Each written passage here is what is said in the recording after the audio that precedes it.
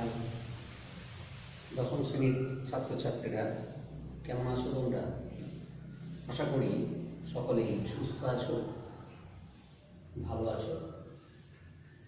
আমরা ঠিক করেছি তোমাদের কিছু কিছু ক্লাস করে আমরা ইউটিউব চ্যানেলে দিয়ে দেবো, সেটা তোমরা দেখে নিতে পারবে, বারবার করে দেখে নিতে পারবে এবং তৈরি হয়ে নিতে পারবে। তো আজকে যেটা আমরা ঠিক করেছি, তোমাদের অনুপাত সমানুপাত চ্যাপ্টারটা একটু করাবো, ঠিক আছে? তাহলে শুরু করি। অনুপাত সমানুপাত, রেশিও অ্যান্ড প্রপোর্শন, এই চ্যাপ্টারটা শুরু করি। এখন শুরু করার আগে তোমাদের জানতে হবে রেশিও জিনিসটা কি, রেশিও কাকে বলে। আচ্ছা, মনে করো দুজন বন্ধু, একজনের ওয়েট হচ্ছে 45 কেজি, আরেকজনের ওয়েট হচ্ছে 45.2 কেজি। তাহলে প্রথমজন, যার ওজন বললাম 45 কেজি, তার ওজন দ্বিতীয়জন, যার ওজন বললাম 45.2 কেজি, তার ওজনের কত ভাগ?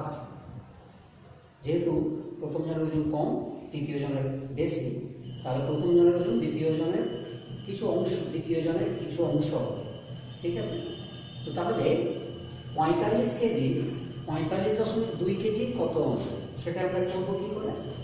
খুব সিম্পল, 45 বাই 45.2 করে নেবে, এত অংশ, ঠিক আছে?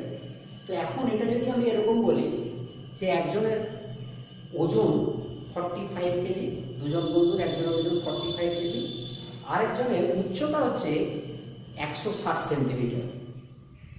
তো আমি কি এখানে বলতে পারবো যে প্রথম জনের ওজন দ্বিতীয় জনের উচ্চতার কিছু অংশ, এরকম আমরা বলতে পারবো কি? বলতে পারবো না, তাই তো?